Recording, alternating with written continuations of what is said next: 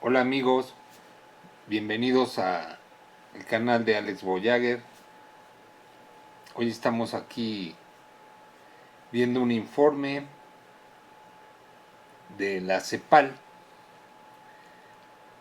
La CEPAL, como ustedes saben, es la Comisión Económica para América Latina y el Caribe.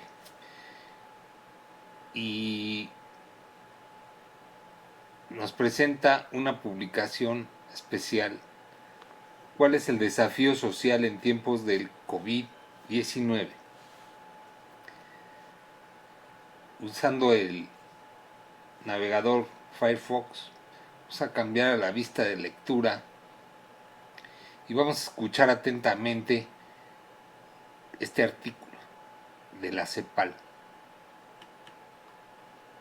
CEPAL.org. El desafío social en tiempos del COVID-19. Autor institucional, NU. CEPAL. 2 minutos. Descripción.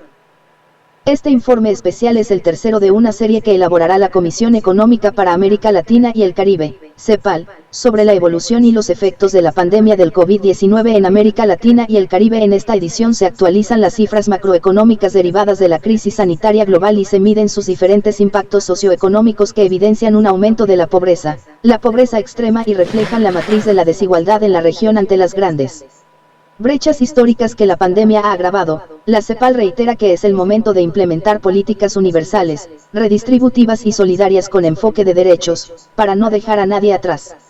Las respuestas en materia de protección social deben articular las medidas de corto plazo necesarias para atender las manifestaciones más agudas de la emergencia: garantía universal de ingresos, acceso universal a las pruebas y a la atención médica, a los servicios básicos y a la vivienda, a la alimentación adecuada y a la educación, con otras de mediano y largo plazo: salud universal, estrategias de inclusión laboral en el periodo de la recuperación, orientadas a garantizar el ejercicio de los derechos de las personas mediante el fortalecimiento del estado de bienestar y la provisión universal de protección social. Bien, acabamos de escuchar lo que dice en este informe especial. Y aquí hay una página que se llama Rebelión.org, donde hablan acerca de esto y dice: proyecciones preocupantes de la CEPAL, escrito por Julio C. Gambina el 29 de julio, o sea, el día de hoy, para América Latina y el Caribe. Pues vamos a ver qué es lo que nos dicen. Sombreamos todo el artículo.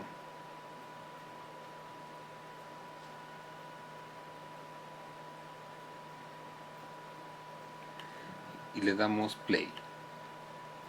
Más difícil resulta la última, que remite a un fortalecimiento de organismos que debieran incluirse más como parte del problema que, como solución, más aún cuando detrás del diagnóstico.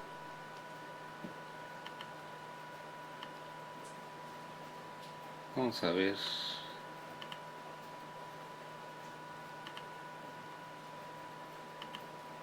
Rebelión.org. Proyecciones preocupantes de la CEPAL. Rebelión. Giorgio Trucchi. 9 a 12 minutos. Con información hasta el 30 de junio del 2020, la Comisión Económica para América Latina y el Caribe, la CEPAL, actualizó el impacto regional de la situación económica afectada por el receso derivado del COVID-19. 1. Señala el informe, con base en el Banco Mundial, que la economía mundial experimentará su mayor caída desde la Con información hasta el 30 de junio del 2020, la Comisión Económica para América Latina y el Caribe, la CEPAL, actualizó el impacto regional de la situación económica afectada por el receso derivado del COVID-19. 1. Señala el informe, con base en el Banco Mundial, que la economía mundial experimentará su mayor caída desde la Segunda Guerra Mundial y el Producto Interno Bruto, PIB, per cápita disminuirá en el 90% de los países, en un proceso sincrónico sin precedentes. El dato es en sí mismo muy grave porque afecta al orden mundial emergente en la segunda posguerra, con preeminencia del dólar y el poderío ideológico y militar de EU.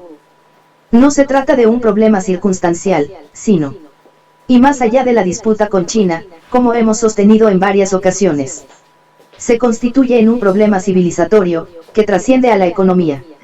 No es solo la dominación lo que se discute, sino que la propia supervivencia del planeta y la humanidad está en cuestión por la afectación de la naturaleza.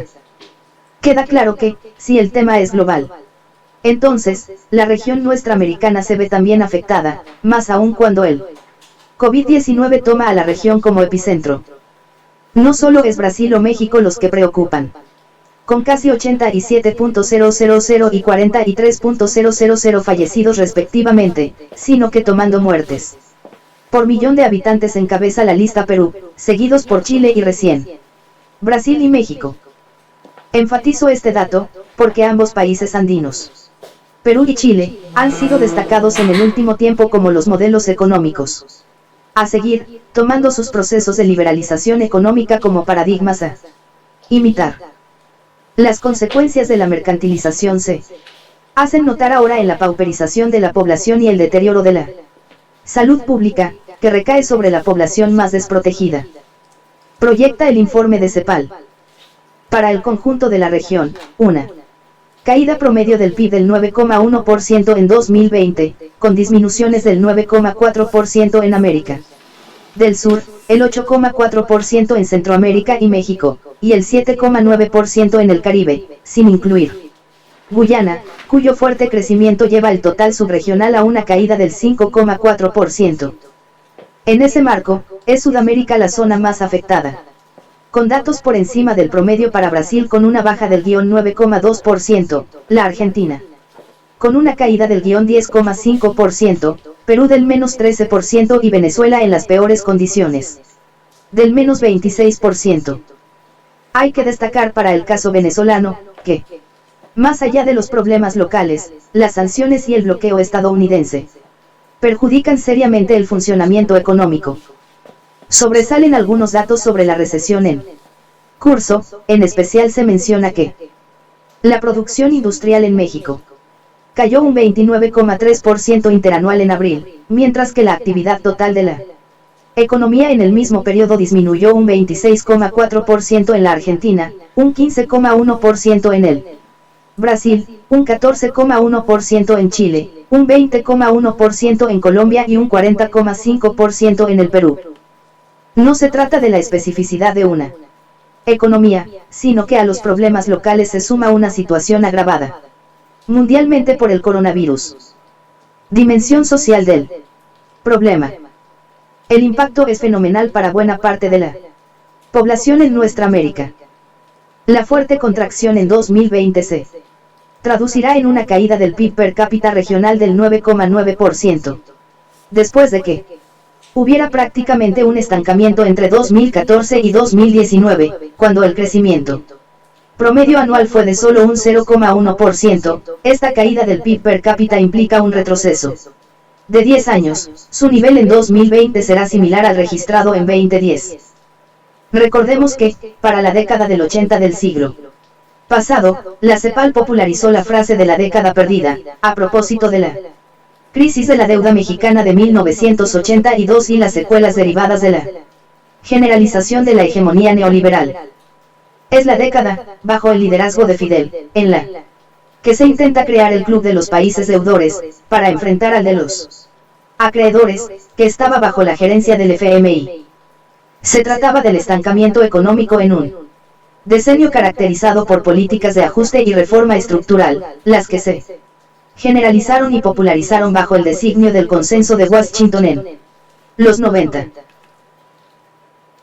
Luego dice, así se impusieron las privatizaciones, la desregulación, la liberación y el aliento a la iniciativa privada con normas orientadas al ajuste fiscal. Este saldo se proyectó en el último decenio del siglo XX como una media década perdida, que se sumaba a la anterior. Los próximos 10 años del siglo XXI aparecen como de repunte con crecimiento y distribución del ingreso producto de la combinación de los precios internacionales de explotación en alza y una voluntad política para la mejora en la distribución del ingreso. El clima de cambio político en toda la región indujo la extensión de las políticas asistenciales, más allá de la orientación a izquierda o derecha de los diferentes gobiernos. Por eso resalta el hecho que la CEPAL nos recuerde ahora que el 2020 lleva a la región al nivel registrado en 2010, por lo que consolida otra década perdida que supone un impacto social regresivo en materia de empleo, pobreza, agravando y consolidando la desigualdad en América Latina.